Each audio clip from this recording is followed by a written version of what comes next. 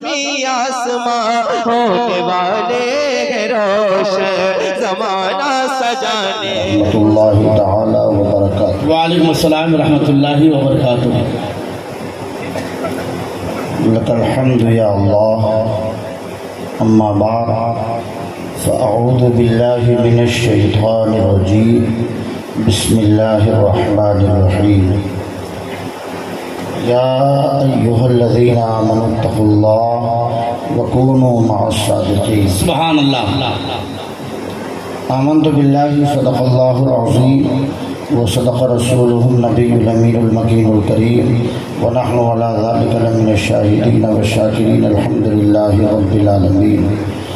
فقد قال اللہ تعالی فی شأن حبیبہ الکریم، ان اللہ وملائکتہ یصلون علی النبی یا ایہا الذین آمنوا صلوا علیہ وسلموا تسلیما۔ اللہم صلی علی سیدنا مولانا محمد بارک وسلم صلی اللہ علیہ وسلم، صلاۃ و سلام علیک یا رسول اللہ صلی اللہ تعالی علیہ وسلم وبارک علیہ۔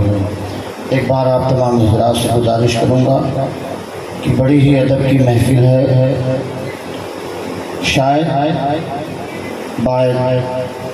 کہیں کسی خانقاہ میں اتنا مہذب طریقے سے سامعین بیٹھتے ہیں، یہ بڑی خوشی کی بات ہے۔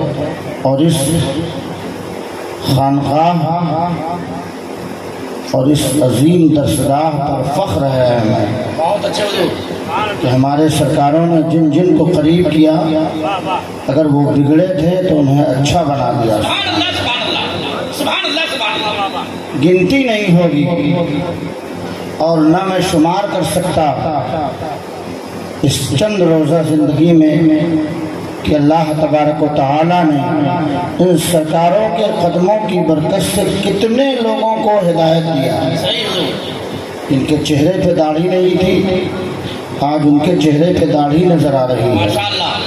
جن کے جسم پہ اسلامی لباس نہیں تھا، آج ان کے جسم پہ اسلامی لباس نظر آ رہا ہے۔ آپ کی اسی محفل میں ایک شخص بیٹھا ہوا ہے جو میرا مرید ہے، جس کو الحاج شکیل احمد کے نام سے لوگ جاتے ہیں، جو ناگپور کے ہمارے مہمان ہیں۔ تو میں ناگپور میں امامت کر رہا تھا تو اہل انصار نگر نے، مومن پورہ کے لوگوں نے کہا کہ ایک شخص ایسا ہے جس کو کوئی ہدایت کی راہ پہ لا ہی نہیں سکتا ہے۔ تو میں نے کہا وہ کون ہے؟ تو لوگوں نے کہا شکیل۔ کیا نام لیا؟ شکیل۔ ذرا زور سے بولو، شکیل۔ تو میں نے کہا میرے بس کا تو کچھ نہیں ہے، لیکن میں جس در سے نسبت رکھتا ہوں اس در کے بارے میں میرے اسلاف نے کہا ہے کہ یہ وہ در ہے جہاں پر بھیک لینے اولیاء آئے، انہیں دیکھے نہیں دیکھا مگر چولی بری دیکھا۔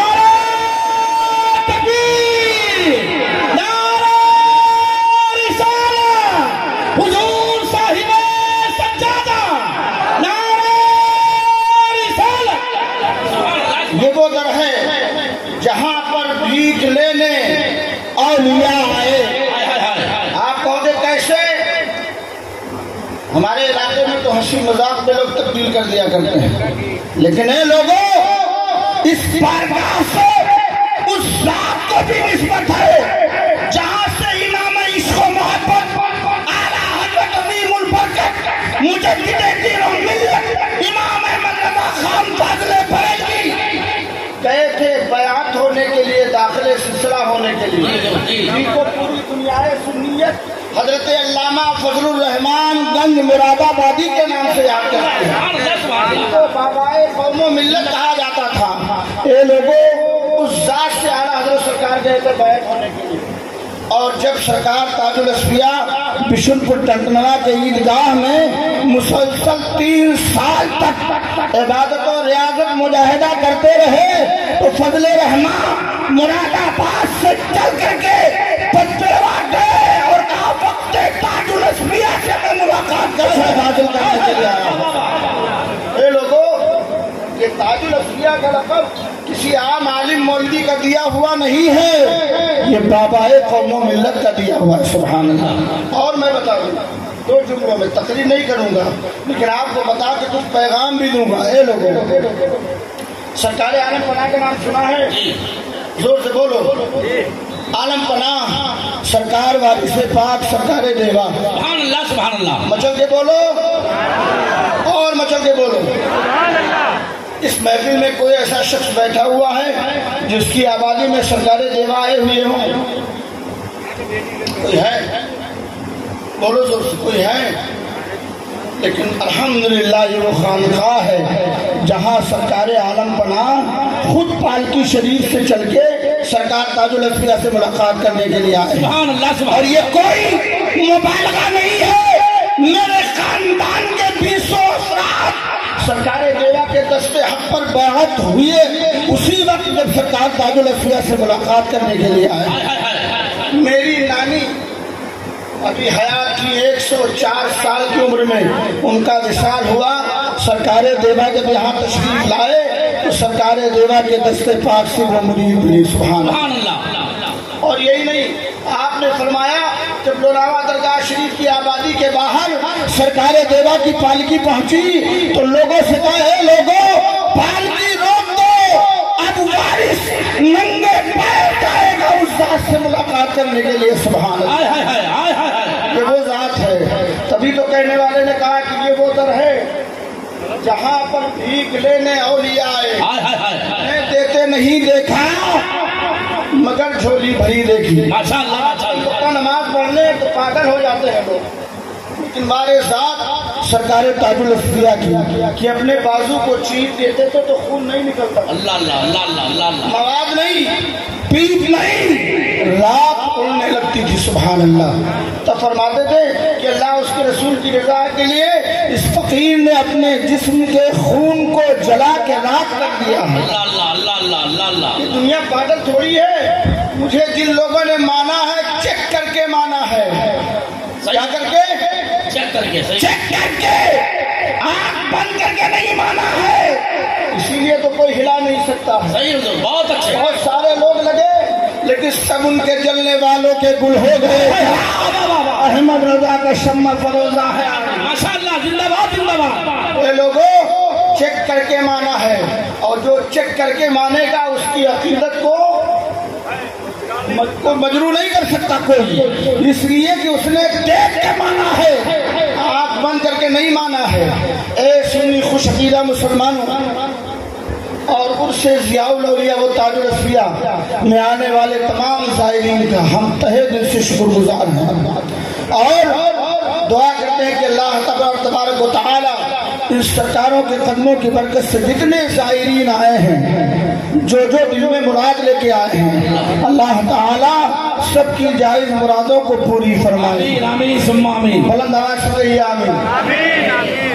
پوری ہوگی کہ نہیں ہوگی؟ انشاءاللہ انشاءاللہ بولے زور سے، انشاءاللہ پوری ہوگی۔ کل چلو آستانے سرکار تاج الاصفیاء پر اور کہو، میرے سرکار میں نے آپ کے رنگ میں اپنے آپ کو رنگ لیا ہے۔ کیا آپ بھی سنوائی نہیں کہو بارگاہ تاج الاصفیاء میں آپ کے رنگ میں نے آپ کو اپنے آپ کو رنگ دیا۔ اے میرے سرکار اب نہ سنو گے تو کب سنو گے؟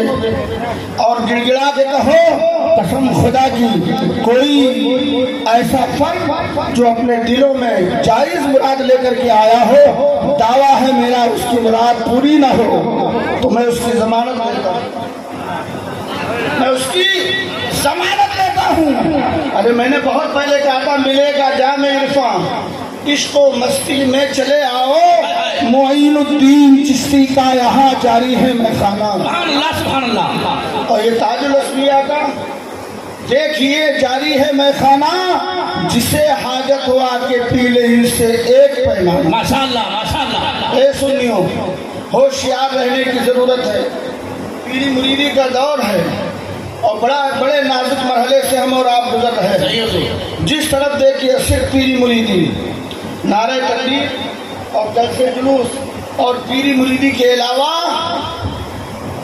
سنیوں کی جھولی میں شاید اب کچھ نہ رہ گیا۔ ہائے افسوس، یہ سنی خوش عقیدہ مسلمان اس نے جانا ہی نہیں کہ ہم کو کرنا کیا چاہیے۔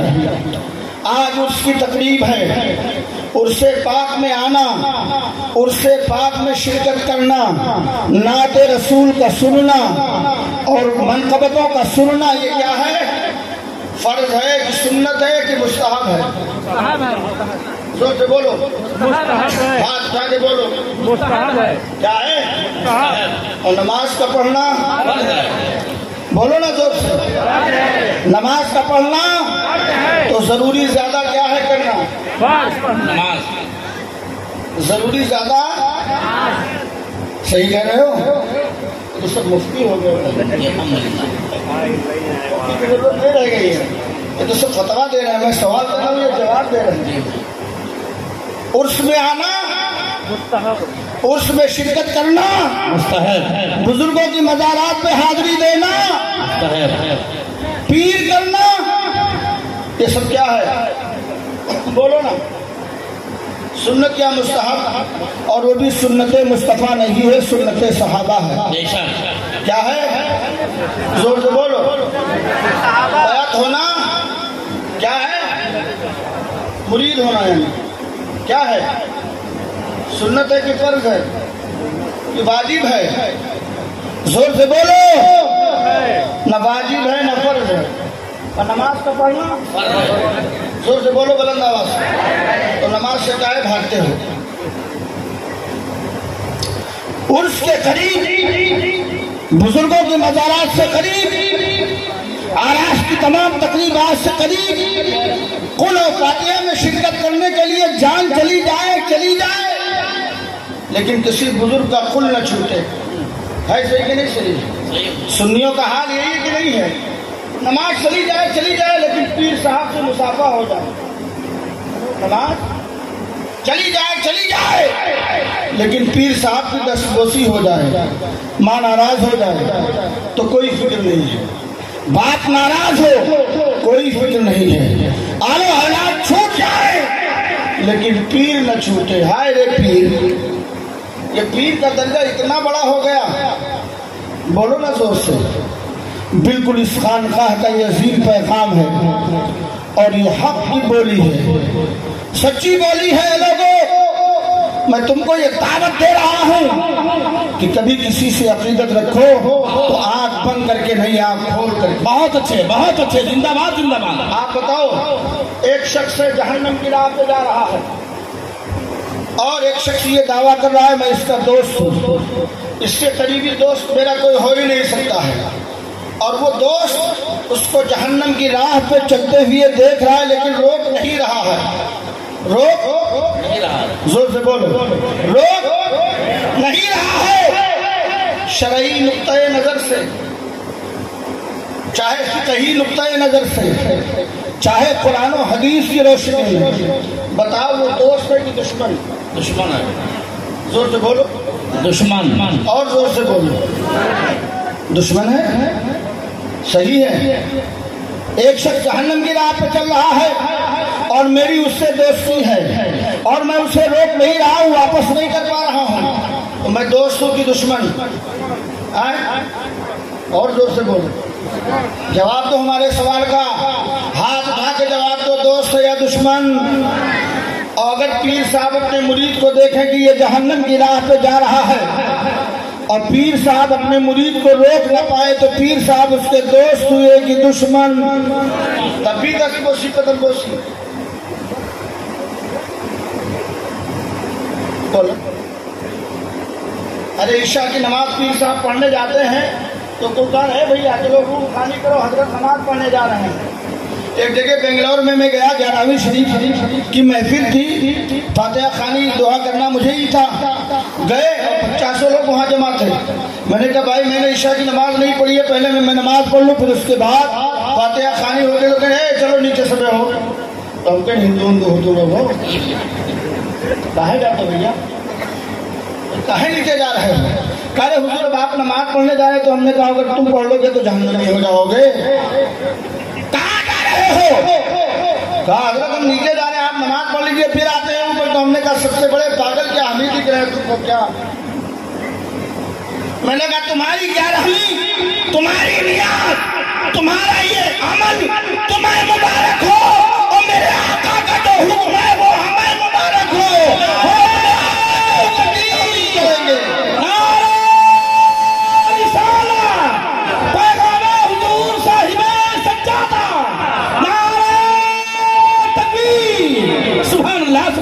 میں نے کہا اللہ اس کا رسول کیا، بزرگان دین کیا؟ میں نے کہا اللہ راضی ہو جائے، اللہ کا رسول راضی ہو جائے، بزرگان دین راضی ہو جائے اور والدین راضی نہ ہو تب بھی بات بگڑ جائے گی۔ اس لیے والدین کی ہی رضا میں سب کی رضا ہے۔ بہت اچھے حضور، اور بہت والدین ناراض تو سب ناراض، والدین ناراض زور سے بولو سب ناراض، اگر وہ راضی تو سب راضی۔ میں نے کہا جا کہاں رہے ہو؟ کہا حضور آپ نماز ادا کر لیجئے۔ میں نے کہا میرے ساتھ ہی تمہیں مرنا مٹنا پڑے گا تبھی میرے کہلاؤ گے۔ جاؤ باوضو ہو جاؤ اور پہلے نماز ادا کرو جو فرض ہے، اس کے بعد فاتحہ خوانی میں شرکت کرو۔